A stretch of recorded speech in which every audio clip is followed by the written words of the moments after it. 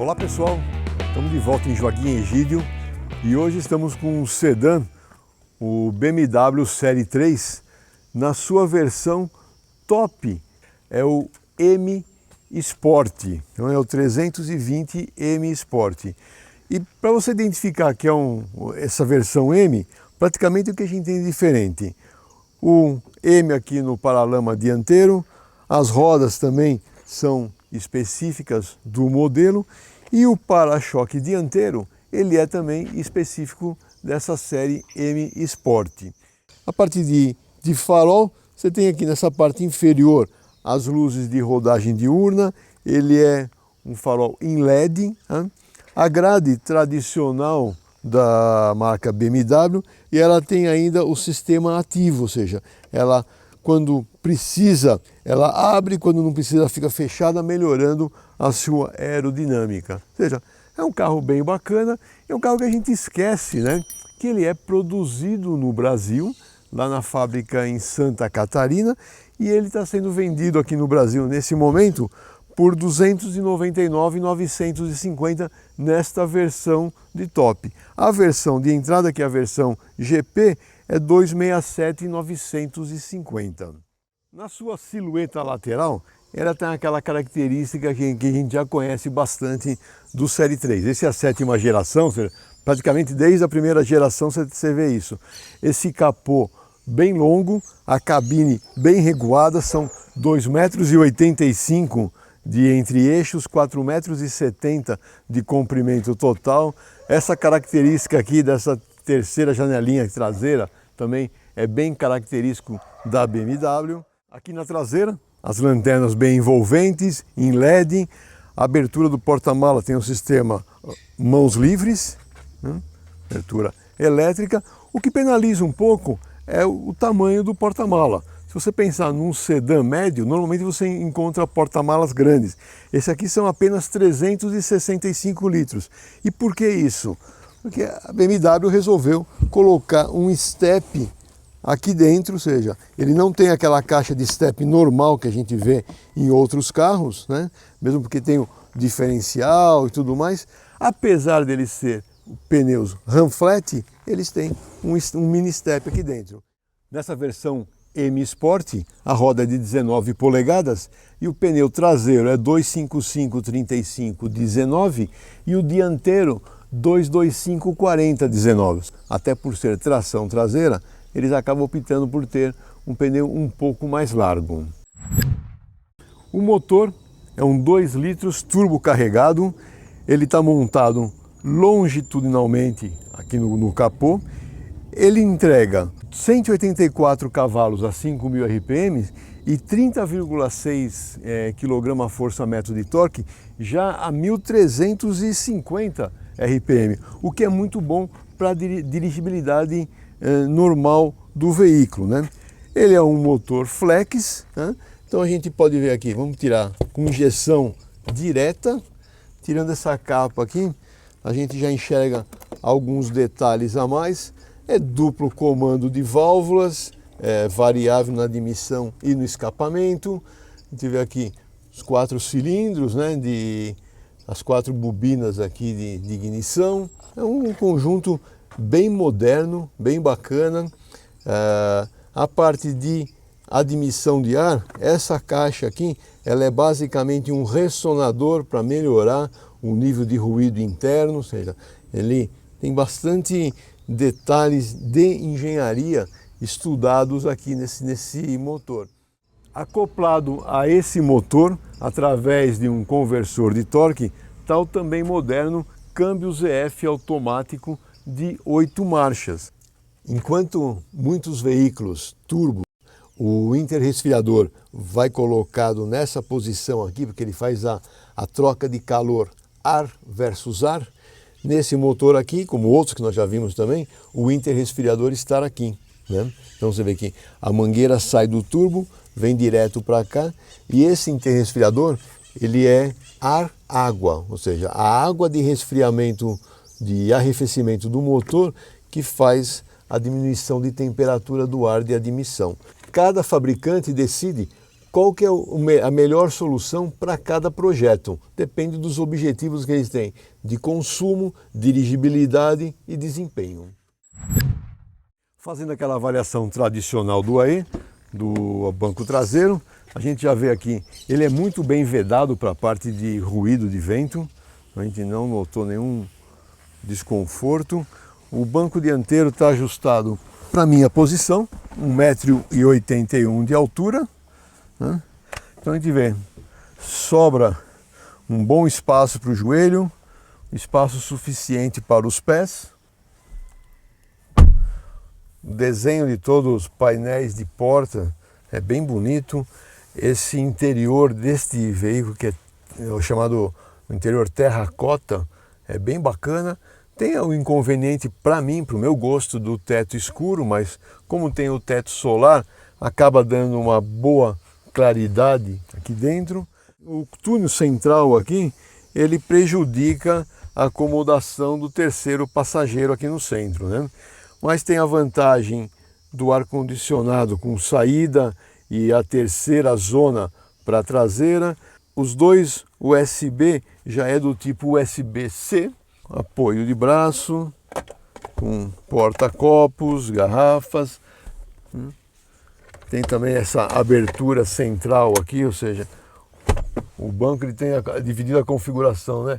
40, 20 e 40, duas fixações para assento infantil do tipo Isofix. O cadarço do cinto de segurança, ele tem as cores, né, da série M da BMW. Apesar de ser o série 3, que seria de entrada e fabricado no Brasil, ele tem um bom requinte, uma boa seleção de materiais. Agora que já vimos o conforto no banco traseiro, aqui no dianteiro, a BMW ela tem uma característica de proporcionar uma ótima posição de dirigir. E obviamente esse banco aqui, com os ajustes de altura, de reclinação e até o apoio lombar, tudo elétrico, fica mais fácil ainda encontrar a melhor maneira, melhor posição para dirigir. O volante tem ajuste de distância e de altura, a visibilidade dos comandos e dos instrumentos é muito boa, é tudo configurável, então o quadro de instrumento é configurável. Ele acompanha os modos de condução. No modo Eco você pode deixar ali somente com um econômetro à direita. No modo Comfort ele aparece o contagiro e no modo Sport ele tem um grafismo um pouco diferente. Então é bem bacana isso. E o lado direito também você tem como configurar várias outras informações, computador de bordo e tudo mais. É bem completo, bem fácil de acessar. Bom, vamos até o posto, depois a gente comenta um pouco mais.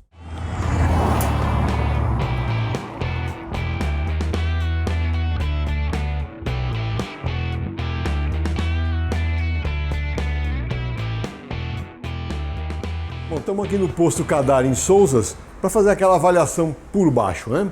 Bom, primeira coisa que a gente vê, aqui no bordo inferior do para-choque, vê que ele está bem machucado esse carro. Esse carro tem mais de 6.000 quilômetros, já rodou na mão de muita gente. Eu digo para vocês, nas lombadas padrões que eu passo no meu trajeto do dia a dia, esse carro não raspa. Ou seja, isso aqui deve ser alguma raspagem em entrada de garagem, coisa um pouco mais pronunciada, porque apesar dele ser baixo, ele tem um bom comportamento de passagem lombada. Nós vamos ver mais para frente na hora que a gente for andar com o carro.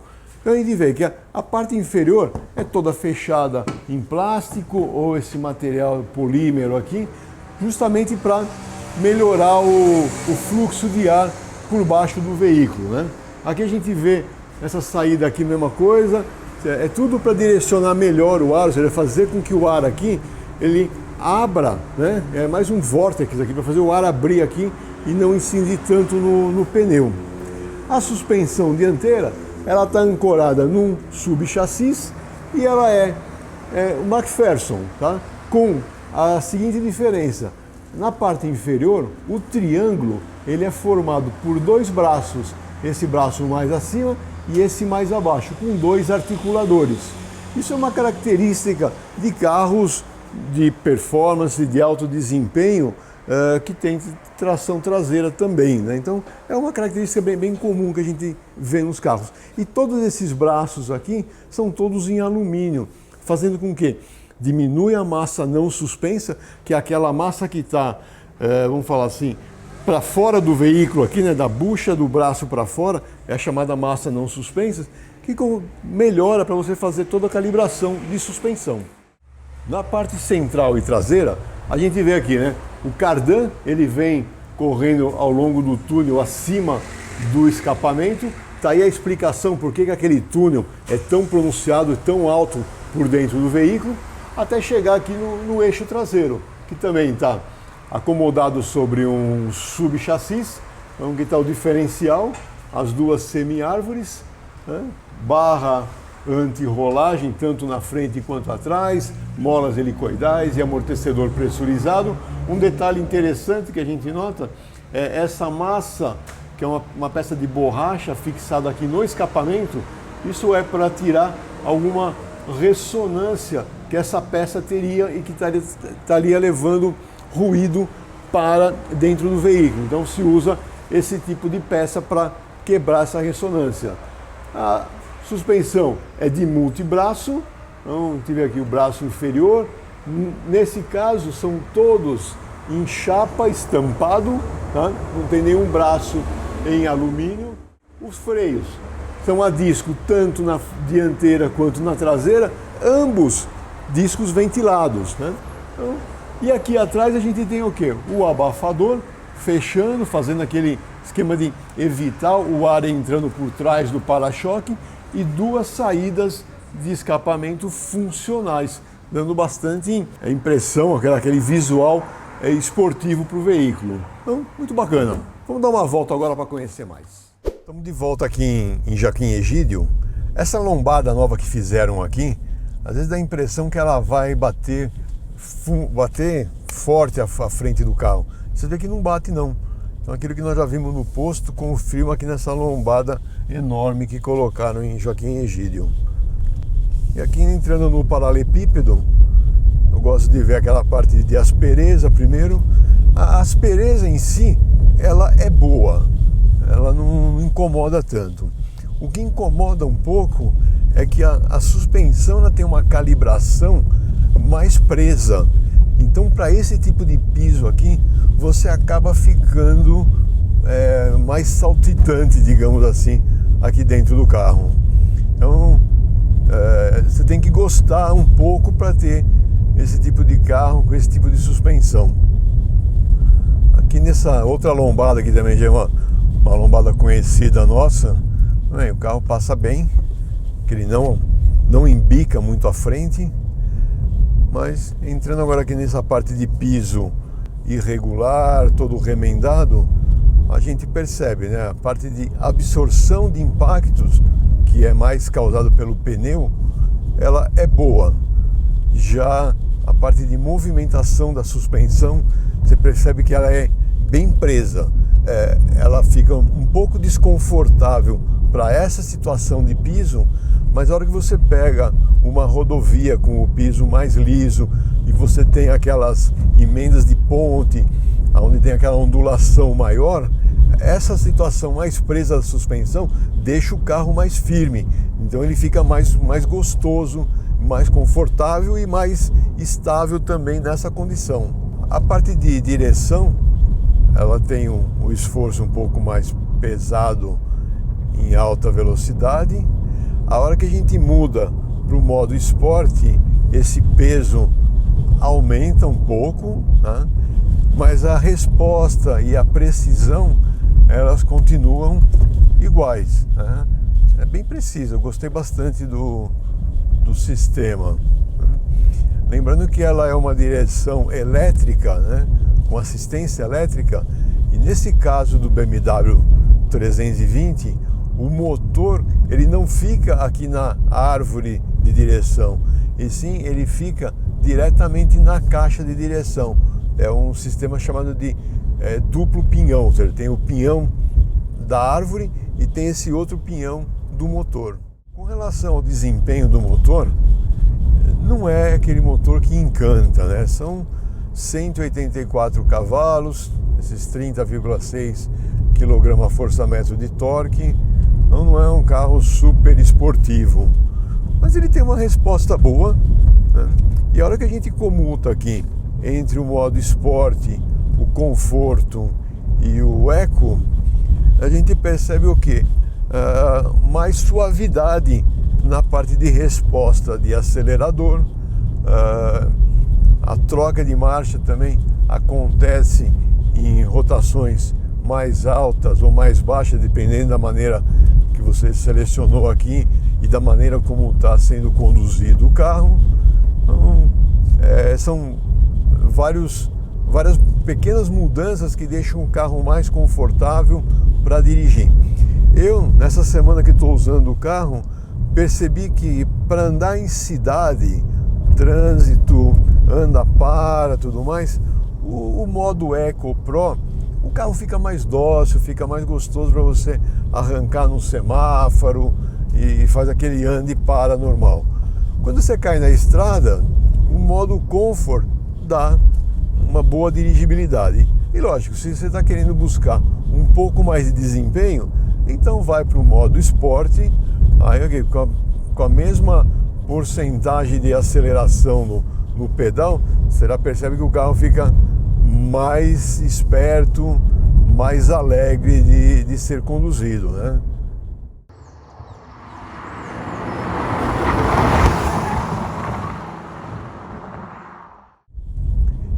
E o câmbio, a gente pode colocar ele para a esquerda, que entra o modo esporte, primeiramente.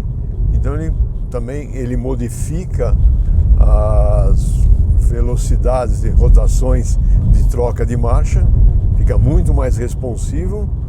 E se você entrar nas borboletas atrás do volante ou até mesmo pela própria alavanca, você passa a fazer o comando manual de marchas, né? Aí no painel aqui tem como selecionar e você vê a marcha que você está utilizando.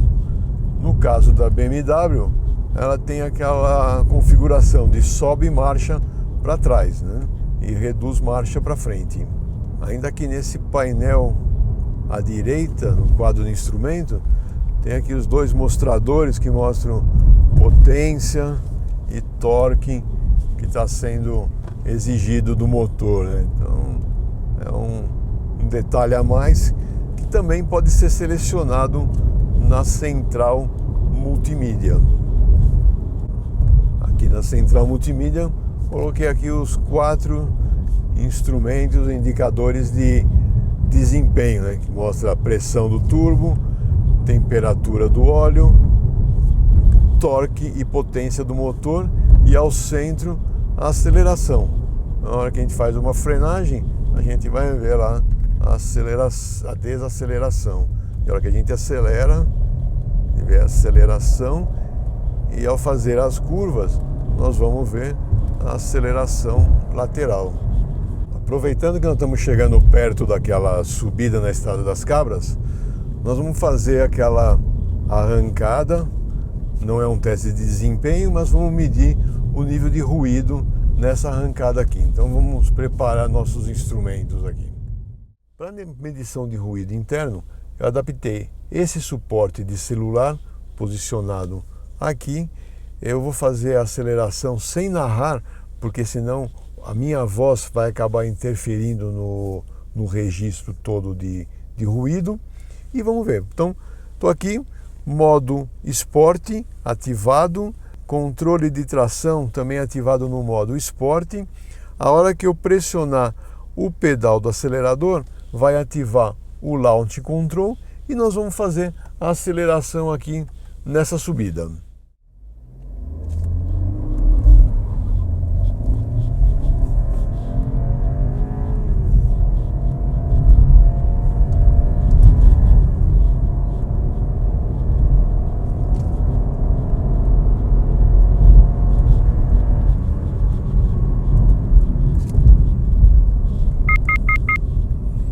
Muito bom. O nível máximo de ruído foi de 78,8 decibéis, né? E depois eu na matéria, no site, eu vou colocar todas as outras velocidades que eu já medi desse carro. Já medi a 60, a 80 e a 100 por hora em uma pista onde o asfalto é mais regular. Dessa maneira fica mais repetitivo para as demais medições que eu vou estar fazendo nos próximos carros. Bom, então, como foi possível ver no gráfico de aceleração e o ruído, a gente não vê nenhuma frequência aonde se destaca algum ruído anormal no veículo. Ele tem um ruído aí perto dos 80 decibéis, que é normal para um carro desse daqui em aceleração, né? Então é bem legal. Agora, falando um pouco na parte de assistências ao motorista, né? Já que na central multimídia tem algumas maneiras de a gente ver, né? Algumas informações de condução. Então, por exemplo, aqui a gente está vendo aí a parte de consumo, e já falando de consumo, esse 5.9 é o consumo que nós estamos fazendo aqui, avaliando o carro, exigindo bastante dele. No trecho padrão que eu estou usando de São Paulo até Campinas, eu fiz 14 km por litro. Eu achei um consumo não muito bom. Aí eu fui verificar, eu tenho um leitor de OBD2, eu coloquei no carro, fui ver quantos por cento de álcool, gasolina eu tinha no tanque. Eu estava com 39% de álcool, ou seja, acima dos 27,5% que é a gasolina. Então, talvez se eu tivesse lá nos 27,5, esse consumo de 14 teria sido um pouco melhor. Na parte de auxílio ao motorista, assistência ao motorista, né? Aí o que a gente tem? A parte de controle de velocidade de cruzeiro, ele é do tipo adaptativo. Você pode inclusive regular em vários níveis a distância do carro à frente. Tem a vantagem de, ao dar seta para a esquerda, ele já antecipa a reaceleração, né? E ele não tem aquela limitação que a gente vê em outros carros de não permitir que faça ultrapassagem pela direita. Ele acaba permitindo a ultrapassagem pela direita caso o carro da esquerda esteja mais lento. Tem também o limitador de velocidade, que pode ser selecionado aqui.